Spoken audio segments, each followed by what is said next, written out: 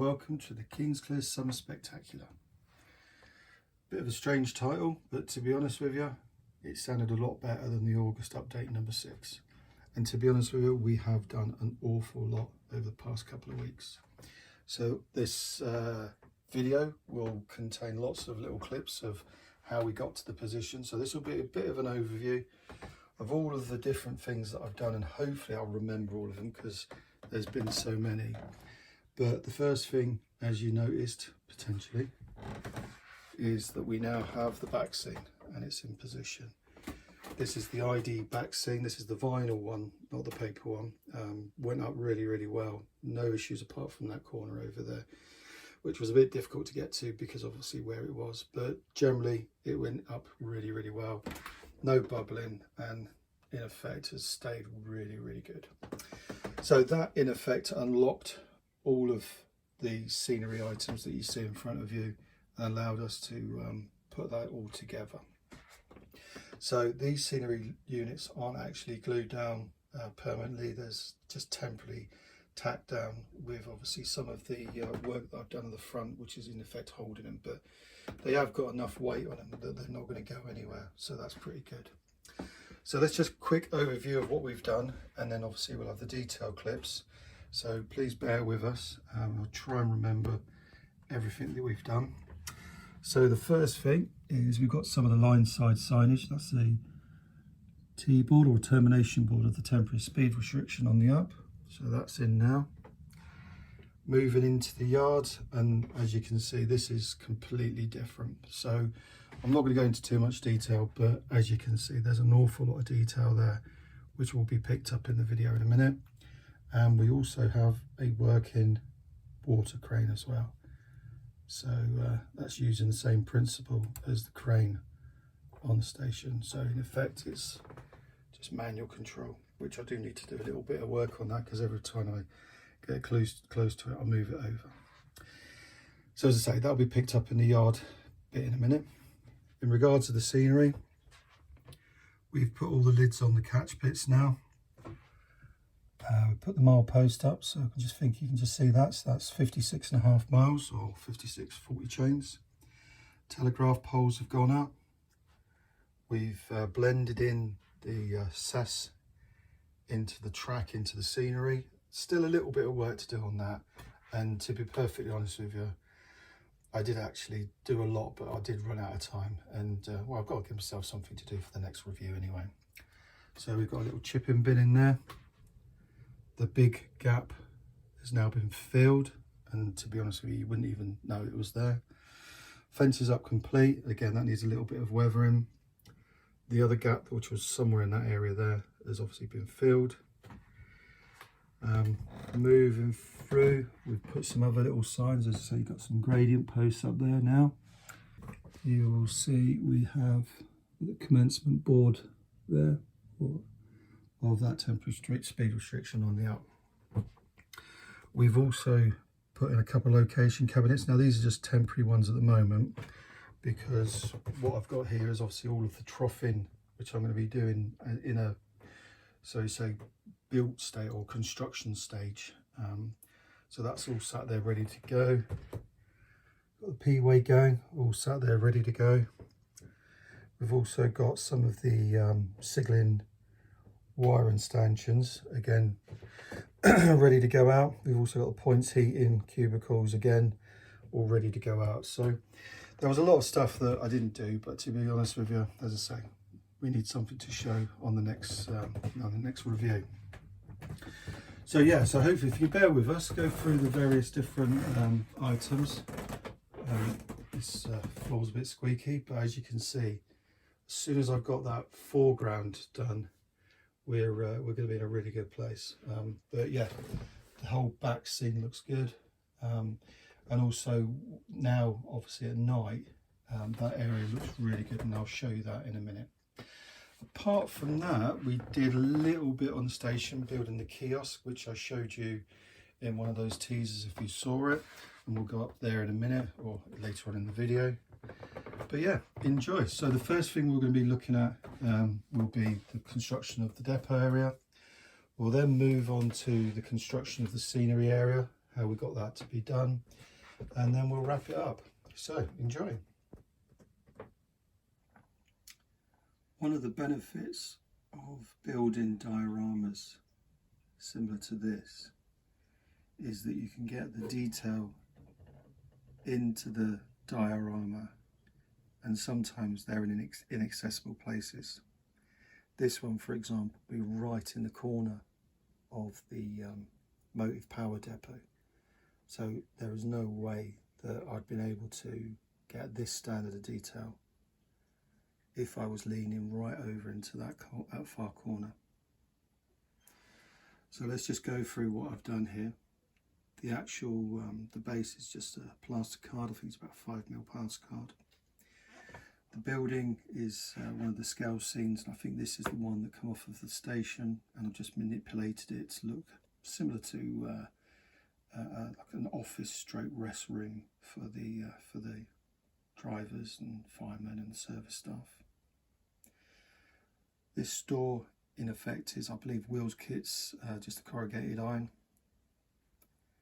And this one, I believe, is a Metcalfe product. I think it's the weighing bridge actually, but it's surplus to use. And instead of just wasting it, I thought what I'll do is I'll just put it into this area. And this is in effect like the loco motive power depot type of office where drivers would come in with their locos to basically a booking off type point. The individuals are all Model U products, absolutely excellent, and as you can see, forming little conversation groups, just showing a bit of atmosphere. These guys having a cup of tea. See there's a cat on the bench there, and there's another cat down there. Again, Model U products. The sand and oil jug, again, Model U's. The fire hose cabinet and that dustbin down there are Model U products. The posts and chains, the board, the notice board, as you can see there. The gas bottles, I believe the wheelbarrow, I can't sure. The bicycle and the oil drums, the rusty old oil drums. And this bicycle up here, these are all from Scale Model Scenery. So a lot of bits going on of interest. I think Scale Model Scenery for the lifting trolley there as well. I'm not actually sure on that one. The bench is a Metcalfe product. It was going to go on the station, but I got the ones from Seven, which were much better. And the chair, I think that was Model U's as well. It was meant to be in the signal box, but obviously the drivers have gone over the signal box and raided into Bobby's armchair while they were having a cuppa. Now this diorama itself, they're right over in the far corner, and to be honest with you, you're never going to see this detail. It's not going to be right up in front, and you're never going to see it. So the question is, why do it? But I think it gives you the atmosphere. It gives you the fact that obviously the guys are having a bit of a break from their duties, and you can see it going on in the distance. You might not be able to see the detail. For example, obviously all of the engine working arrangements and instructions and stuff like that.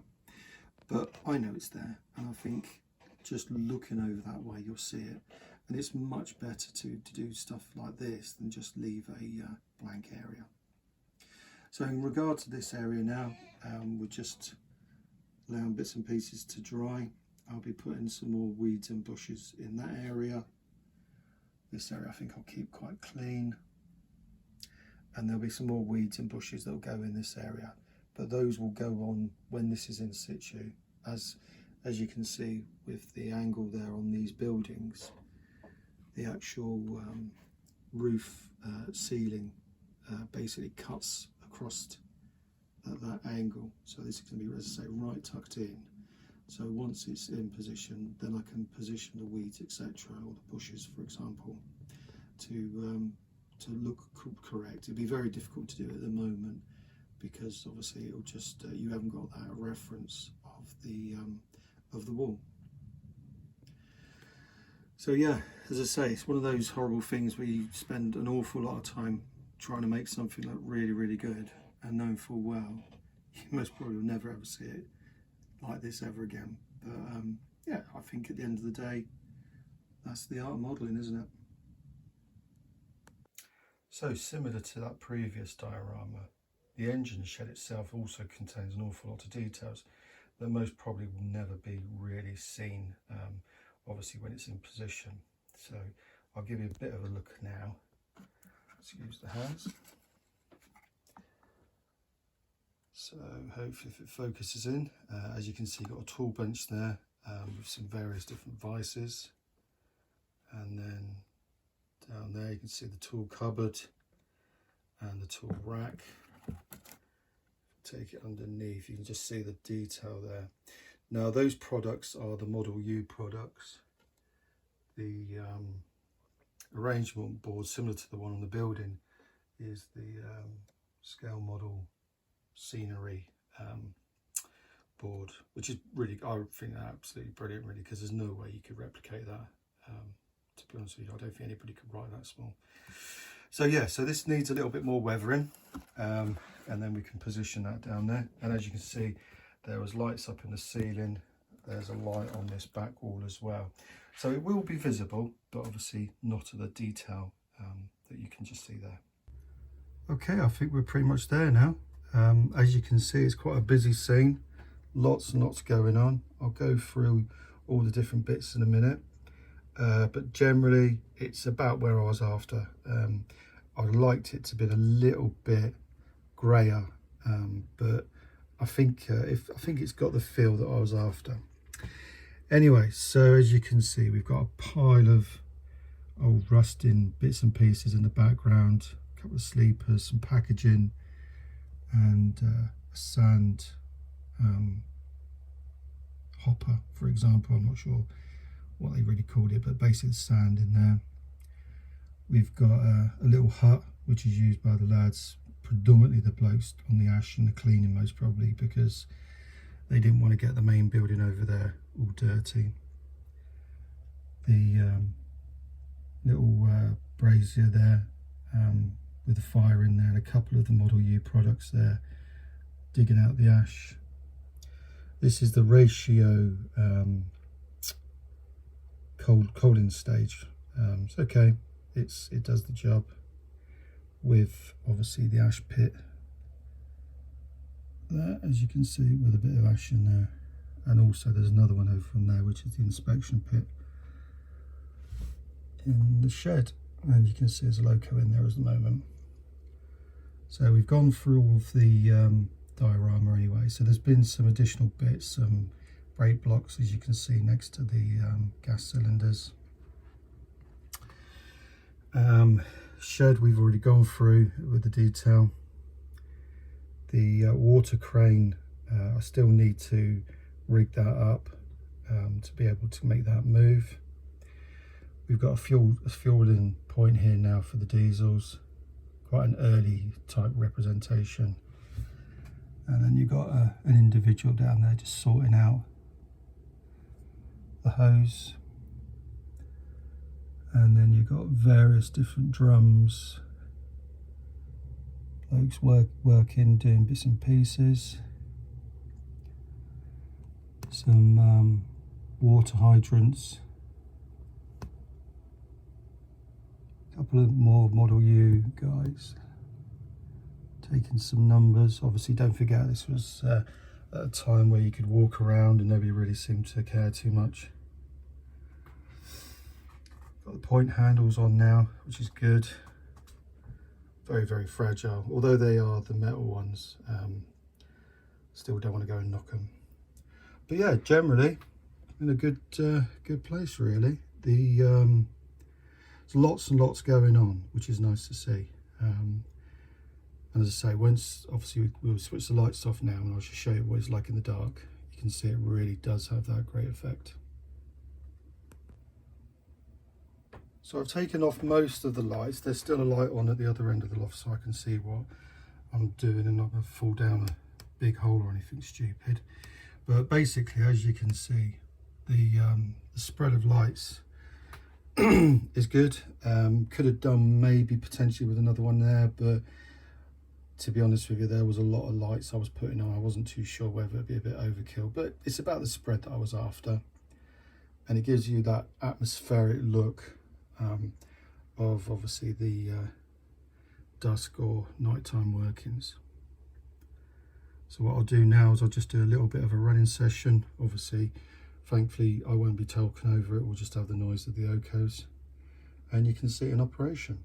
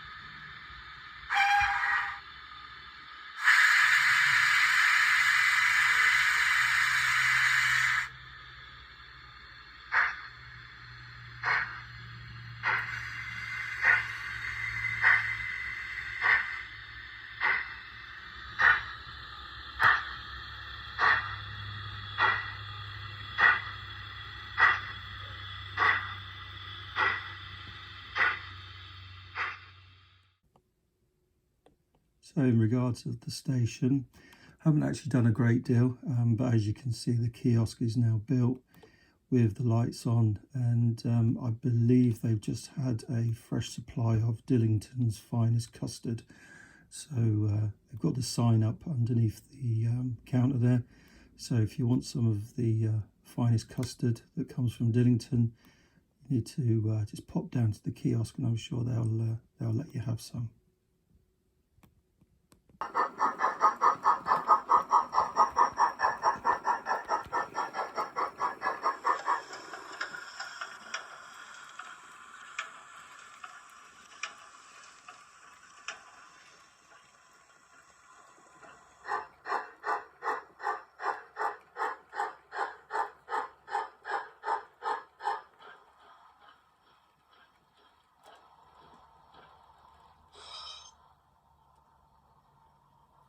So similar to the Mark 1s, what I've done, I've put the lighting strips in the southern Maunsels, which was in fact a lot easier compared to the Bachmann Mark ones. These are the Hornby carriages.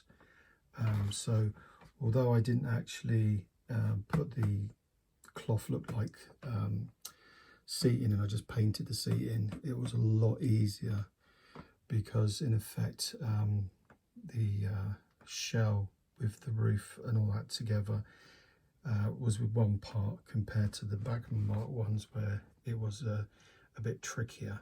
But as I say, this is with obviously all the station lighting on. If I turn the station lighting off, as you can see, it's quite effective. Quite a good light coming out of there. Obviously there's the guards compartment, second, and then they've got the first in the composite, and then you've got the tail light there on the back of the free course. So yeah, so quite happy with that. It's something I've been wanting to do because ultimately when I'm running at night, I'll leave the sound off. When I'm running it at night, the ability to have trains going through with a little bit of light as well really does look quite good. So obviously the train's just departing now. I've switched all of the lights off apart from obviously the signalling, and as you see, it's quite a good effect.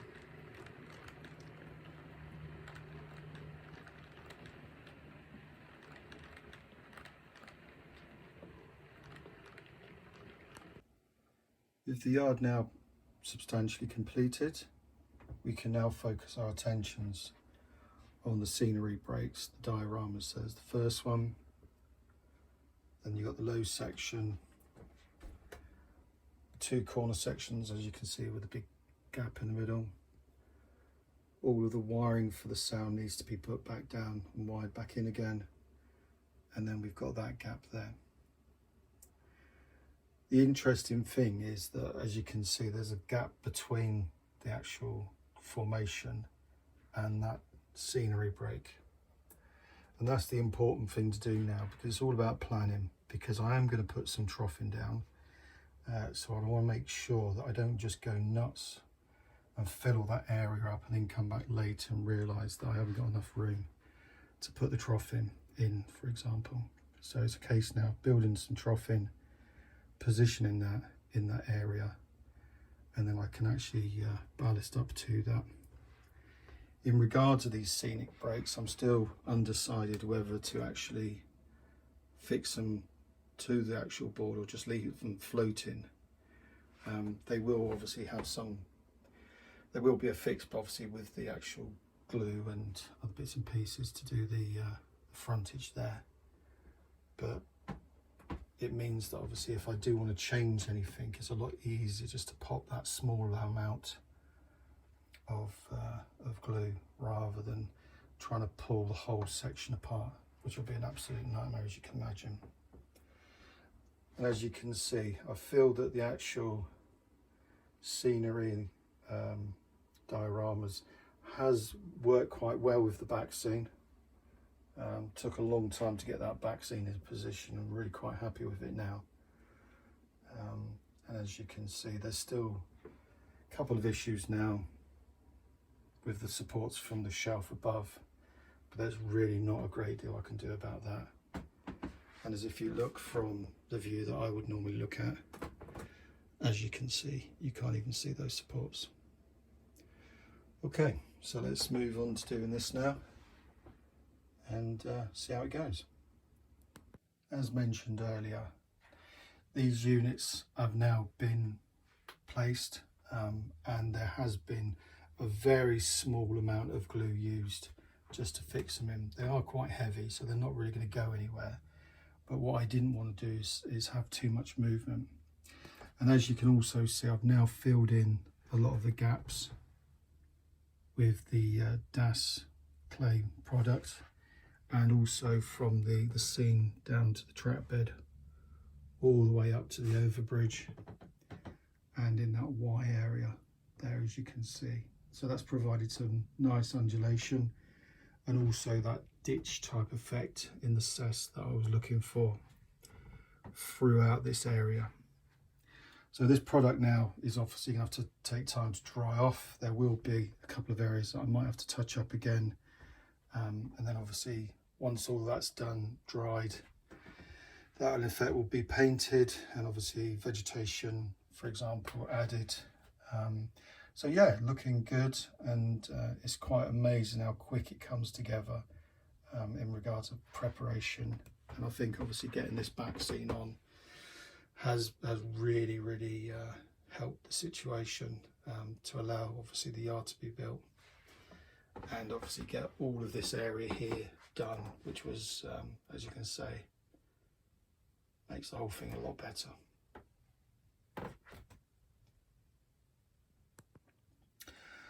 So once the clay dried off, I painted the whole area with a burnt umber mixed with some other different products, and that in effect gave me that base brown colour that I was after. I was looking at various different products to create that cess look that I was after, and to be honest with you, none of them, and even what I've got at the moment, really is what I'm after. So I think a little bit more trial and error to get to where I want to be. It's a little bit dark at the moment. I think it's what I'm after, but I'm not quite sure what I'm after. That's the problem, to be honest with you. But yeah, going on to some of the other products, the gradient posts, those were from West Hill Wagon Works. The mile post, I think that was a dark casting. So that should say 56 miles, and it has 2 bars, and the 2 bars in effect represent the half mile post. So 1 bar is 20 chain, 2 bars is 40 chain, 3 bars is 60 chain, and then you get the mile post, which is at the 80 chain. And for people that are not too sure what chains are, it's what we use on the railway to measure distance. So 1 chain in effect is 22 yards. Then obviously when you work that out, 80 times 22 gives you your mile length. The other thing, as you may notice, that some of the catch pit lids have now gone on. Now these are a scale model scenery product. They come either in a full grid, as you can see there, or they come as a more modern grid, which is, I think, it's a blue colour, which represents the GRP blue tops that are used today. However, on the railway, especially where I used to be around, what you've actually got is the catch pit lids in effect generally have a grid in the centre and 2 concrete lids either side. So just using that with a bit of Plasticom, so the picture's not really too good there, but that in effect represents that. And so I've just mixed them up, so some are the two lids with the grid, and some are the full grid, like there. The chipping bin, I think, is a Bachmann product, and the telegraph poles are ratios. Now the telegraph poles at the moment aren't wired. They will be wired, and but not at the moment. I'm not going to finish off obviously all this area. We've got loads of trees still to go in that area. The banner repeater is a Bachmann product. What else? Oh yes, sorry, so moving around, I showed you before, but we've got the commencement board. That's the back of it. Obviously the other side is yellow. Again, I think that came from Scale Model Scenery as well. And basically that indicates the start of the temporary speed restriction on the area on the up main, which you can see with the lighter ballast. So obviously the relayers have been out there the previous week doing quite a large relay and working it through. So yeah, so I'm generally really quite happy with how this scenery items turned out. I think it does blend in quite well, and again, obviously with the camera it's not perfect, but it does blend really quite well into the ID back scene. And once the trees are done, we can position that, and that area will be in effect quite a dense wood. And once obviously I've weathered down the fence there, that will blend in a lot better than others. I think, as you can see, it's a bit shiny. So yeah, all in all, really good. I'm more than happy with it. As I say, the next thing to do, which I showed you earlier, as I say, is the catch pits. Sorry, not the catch pits, apologies, the troughing. So there'll be areas where the troughing will be positioned correctly, and there'll be areas where obviously the pallet loads will be, and there'll be areas where there'll be just troughing units just chucked on the side. And it just shows that period of time of the transition from like the telegraph poles, etc., to obviously the troughing routes, which contain the cabling. And again, as I say, we've got to position like the points heating gas bottles, and we've got some of the other bits and pieces. Obviously the P-Way gang can be out there doing some work, and you've got signalling cabling stanchions as well. So once I've decided exactly where I'm going to be putting all that, then we'll go for it. In fact, that's a milepost there, which shows you a little bit in a bigger scale. Obviously not prototypical for 00, but just shows you obviously the bars there. Okay, so I hope you've enjoyed the Summer Spectacular. As I say, a lot of work has been done, and I think, to be honest with you, just getting that back seam up unlocked all of this area, which had been waiting for it to be done. And I think this yard, especially at night now, we'll show you. I think we'll show you some night running in there in a minute. It just really looks good, and with obviously all of the little bits and pieces that are in there. Obviously the guys working there chatting, obviously the train spotters in there, and all the various little bits and pieces in there, just brings it all to life. Anyway, as I say, any comments, any questions, just feel free to chuck them our way, and obviously I'll see what I can do in answering those. And thank you very much. So what we'll do now, we'll have a little bit of a running session,